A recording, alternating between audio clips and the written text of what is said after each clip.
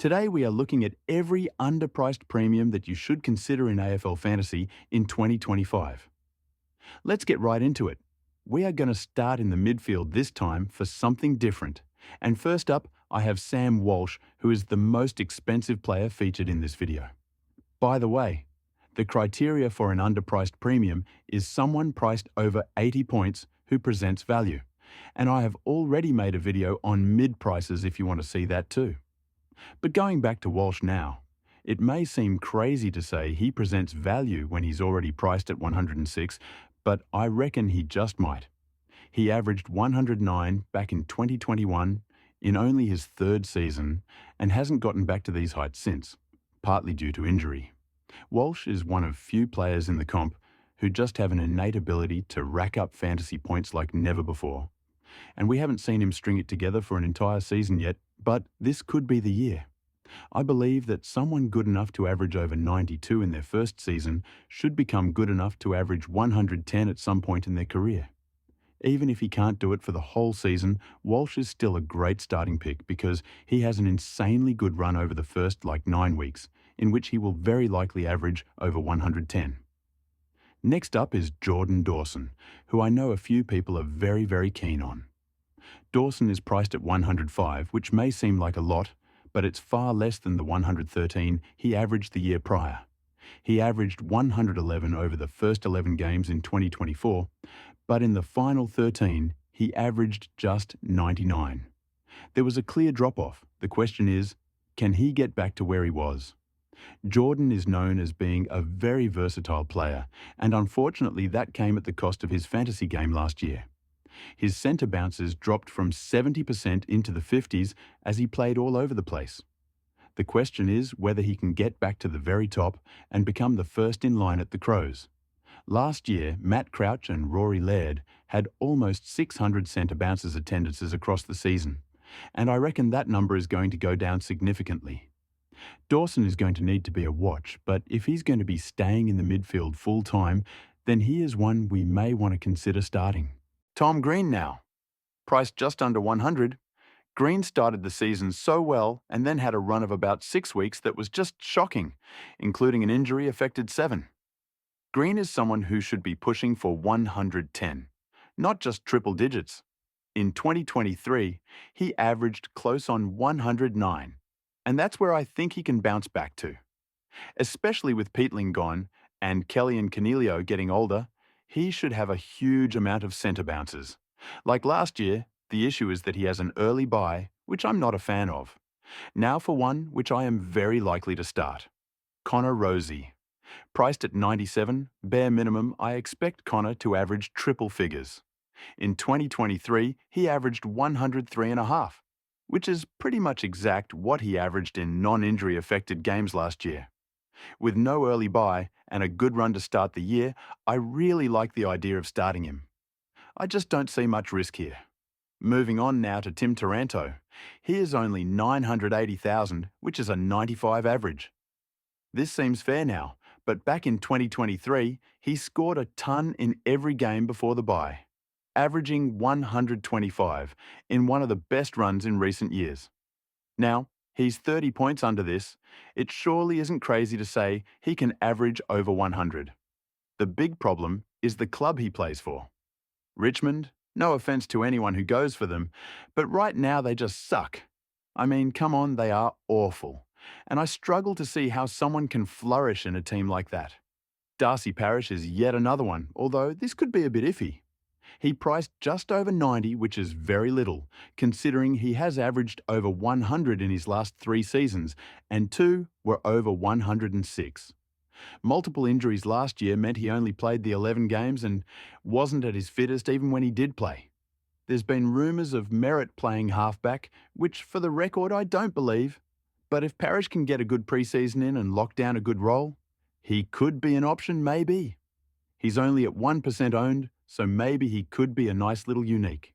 Next up here, we have Christian Petracca. After devastating injury last year, Petracca was only able to play 13 games for Melbourne. In these games, he was only able to average 90, which is just so far below everything else he's done in the last 3 years.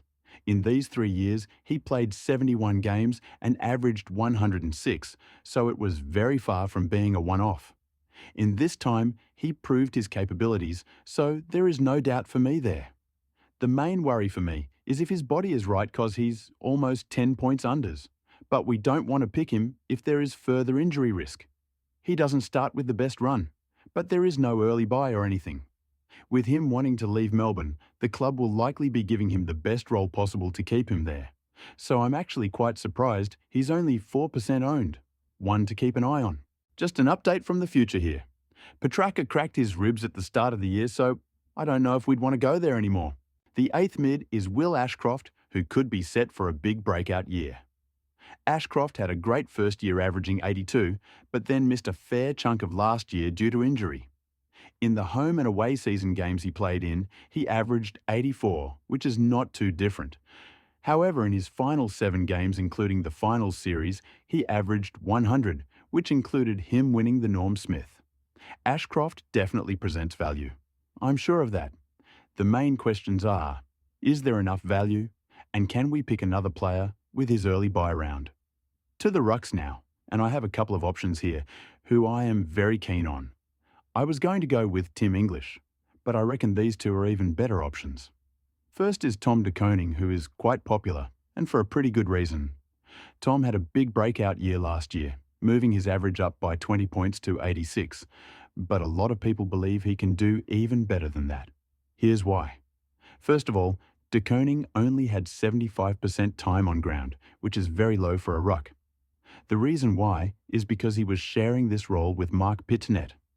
Mark had 356 hitouts last year compared to Tom's 359, so they were quite equal there. But there is a good chance that in 2025, De Koning might just be given the solo ruck role, and if this happens, he could be averaging over triple figures. In games where he had high centre bounces, he averaged 103, and that was in low time on ground, so there could be 20 points of value here, depending on if Pittonet plays. The other ruck is a very interesting one, but before I get to him, please subscribe if you haven't yet. We are getting so close to me goal of 500 subscribers, and I reckon we might be able to get there in just a week or two, so that's really exciting. So the second ruck is Jordan Sweet. Actually, you know what? I'm going to go with Tim English, actually. Sweet seems like a good option, but I just don't know where he's going to find any extra points. English, on the other hand, makes plenty of sense. He was the highest averaging player in the game in 2023, when he averaged an insane 119. Now he's priced at 104. I feel like that's enough said. It's very clear that his possessions were down, and he can easily improve on his average of just 16 touches.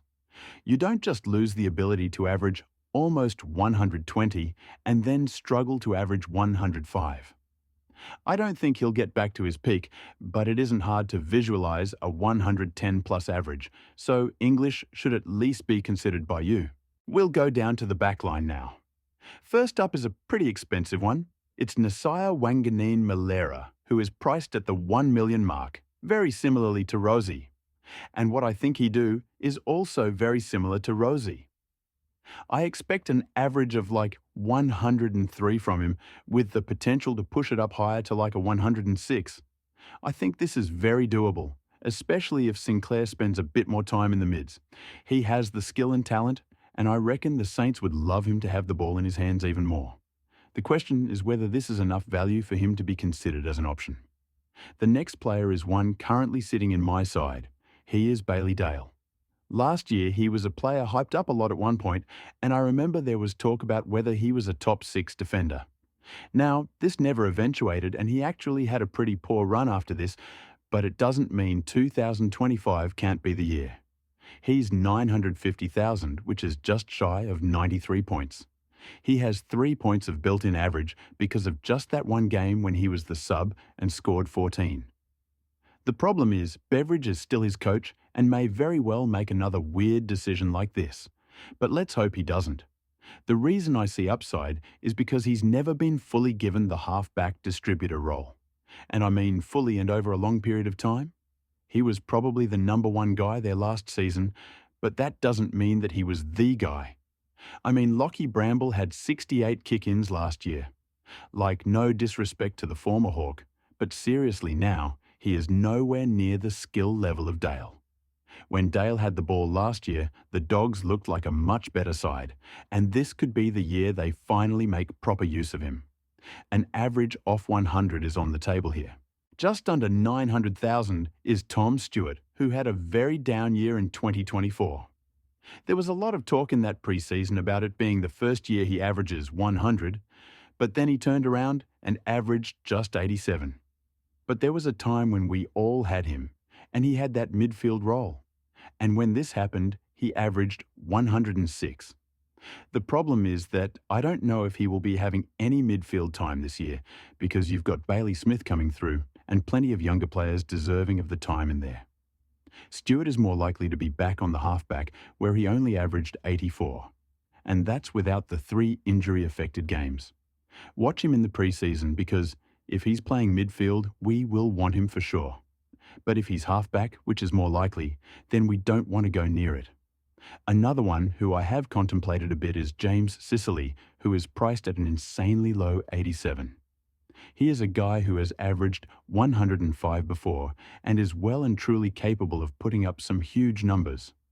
Last year he struggled, having to play more accountably and also suffering with a shoulder injury for many weeks. Now the Hawks have secured Josh Battle and Tom Barrass, and Sicily should be freed up to go back to being the distributor and be the one setting up plays.